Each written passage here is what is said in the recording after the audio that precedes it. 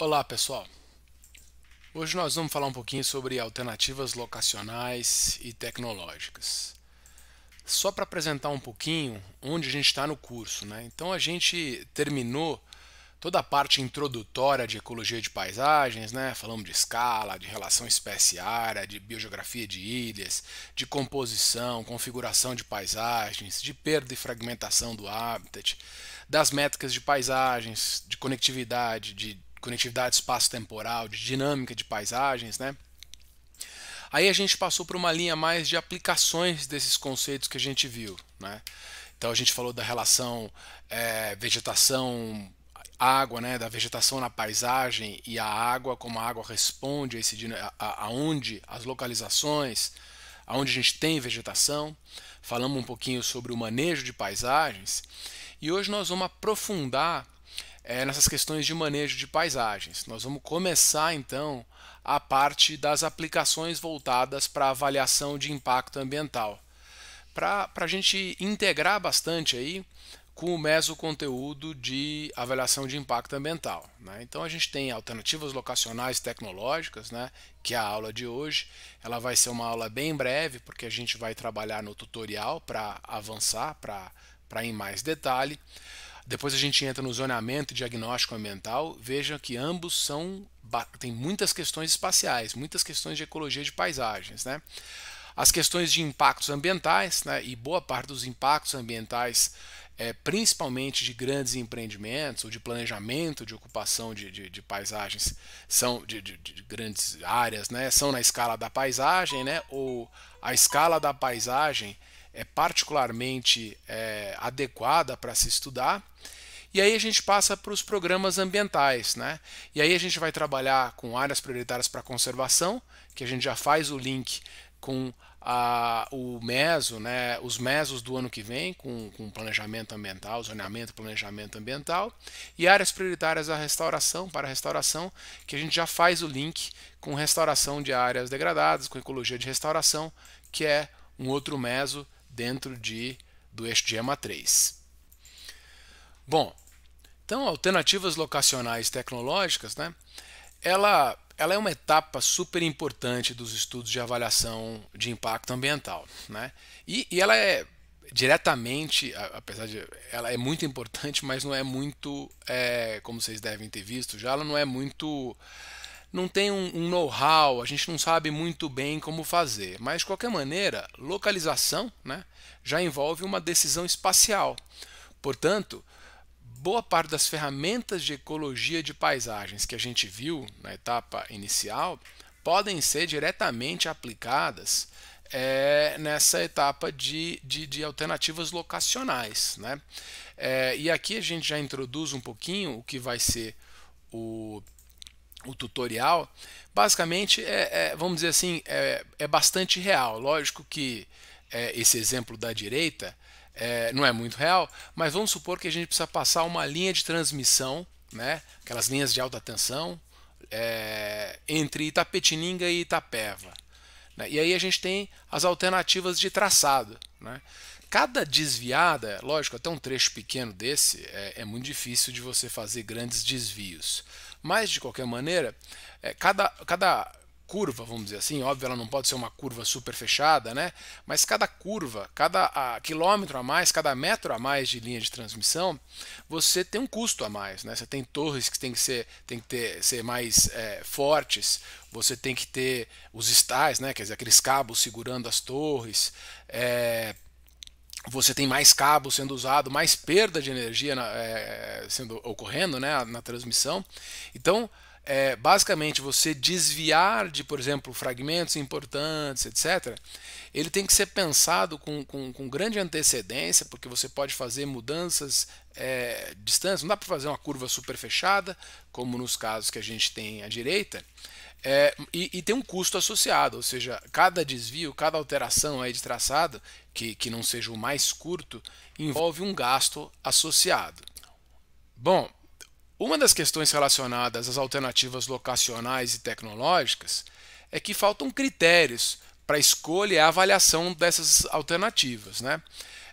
Por exemplo, uma das grandes questões que são importantes é em qual momento a gente deve fazer essa avaliação, né? Por exemplo, questões tecnológicas mais amplas, então, com relação às alternativas locacionais, vamos de usina um dos grandes problemas, obviamente, isso aí é num planejamento muito anterior, que basicamente da avaliação de critérios de impacto claros para escolha e a avaliação planejamento das energético alternativas muito locacionais. antes. A gente tem a empresa de pesquisa algumas energética são super responsável em qual momento no governo federal que a gente vai fazer para fazer esse planejamento estratégico, avaliar alternativas onde tecnológicas, a gente vai expandir, né? com que Nós vamos tipo trabalhar de, com uma eólica, ou nós vamos trabalhar com uma gerador, se é eólica, se é solar, esse é um se é momento hidrelétrica, se é muito anterior térmica a gás, à avaliação de por impacto onde ambiental. as As linhas linhas de de transmissão, transmissão, como como a gente vai integrar o sistema de transmissão, as alternativas e assim por tecnológicas já são mais lógico, a restritas, gente tem né? questões Nós vamos trabalhar tecnológicas com uma hidrelétrica mais fio do d'água, empreendimento. portanto a gente tem Por exemplo, menos, vamos fazer uma hidrelétrica, um reservatório de acumulação, talvez não ou seja seja, tão grande, não seja enche esse reservatório numa época do ano, onde a gente para acumular, para segure segurar a a água aí, para depois usar na poder época utilizar seca, essa ou água vamos para trabalhar geração na época seca, ou vamos trabalhar com reservatório a fio d'água, onde o que entra, após você chegar naquela uma das altura questões do reservatório, o que entra sai, você não tem Então, nenhuma espécie uma de das questões acumulação relacionadas à alternativa locacional e tecnológica é que muitas vezes manter geração, faltam por exemplo, critérios em época para seca e assim escolha por diante. e para avaliação. Tem uma questão também de Ô, Cauê, para de assobiar aí, pô! Mas vamos lá no Pará ou vamos no Rio Grande do Tô Norte? gravando aqui, Ou tô vamos vendo só o áudio no Rio Grande vazado do aqui de Sul? todo mundo. Aonde que nós vamos colocar a hidrelétrica, né? Tem uma série de outras coisas envolvidas, né? Poxa, vamos botar uma hidrelétrica num determinado local, onde a gente tem que, então, estender a linha de transmissão e integrar um determinado estado a linha de transmissão que está integrada ao sistema integrado nacional, ou vamos fazer em algum lugar onde é que já passa uma linha de transmissão ali mais perto, é uma usina geradora pequena, não vale a pena você fazer determinada obra de linha de transmissão, né? E dentro do que a gente chama de partição de queda, né, da cascata que a gente tem dentro de uma determinada bacia, né, vamos fazer, e aqui a gente tem um exemplo de Giral, né, do Rio Madeira, onde você tem ali Santo Antônio, Teotônio, uma série, Caldeirão, Giral, você tem uma série de potenciais quedas, né? E na avaliação da bacia, no inventário da bacia, você avalia uma série de potenciais hidrelétricas. Vamos botar aquela e essa, ou vamos botar duas, três, e com isso você otimiza o aproveitamento hidrelétrico daquela bacia, né? Você não pode colocar duas hidrelétricas uma em cima da outra, porque o reservatório de uma, às vezes você tem dificuldades técnicas.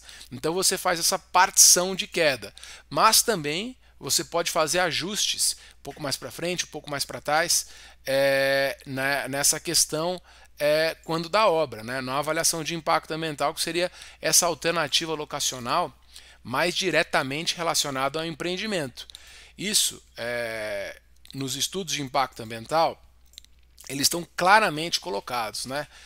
Então, na resolução CONAMA 01 de 86, né, eles colocam claramente que a gente tem que, nos estudos de impacto ambiental, completar todas as alternativas tecnológicas e locacionais do projeto, confrontando-as com a hipótese da não execução daquele projeto. Ou seja, basicamente, é nessa etapa que a gente avalia a viabilidade do empreendimento no local proposto.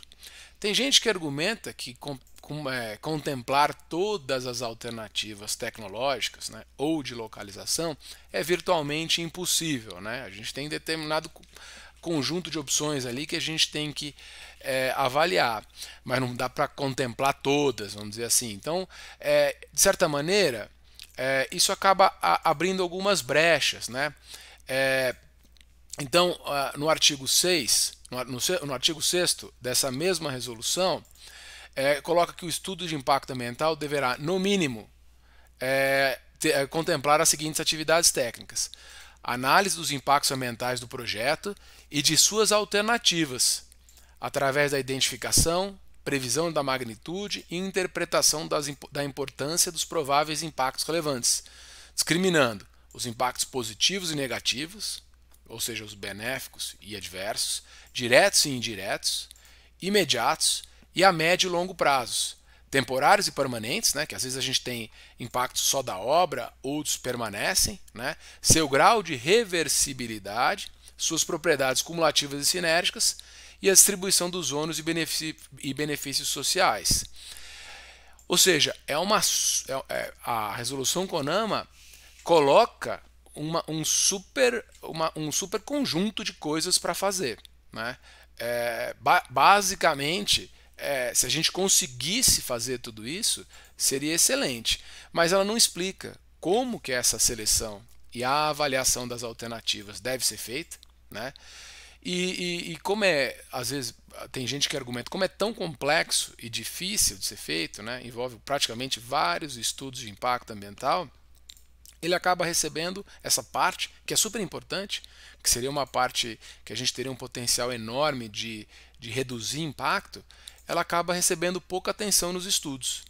E ela acaba sendo então muito criticada pelos órgãos ambientais e pelo próprio Ministério Público, né? Só que até mesmo os órgãos ambientais têm dificuldade de pedir, né, o que eles querem, né? E tem propostas aí de revisão da legislação, particularmente focando nessa etapa, né? Num estudo recente de 2019, mostra que 46% dos estudos de impacto ambiental não avaliaram alternativas de localização. E desses que não avaliaram, 75% utilizaram critérios que não foram considerados satisfatórios, para dizer por que não avaliaram, né? Dentre os estudos que apresentaram alternativas locacionais, 58% deles apresentaram critérios insatisfatórios para avaliar, para decidir, esse é o local que nós vamos fazer, né? Então tem uma baixa qualidade geral, apresentando diversas fragilidades. As principais fragilidades que foram observadas foi que a seleção das alternativas a serem analisadas não foram bem feitas, né? A comparação entre elas não foi adequadamente feita, né?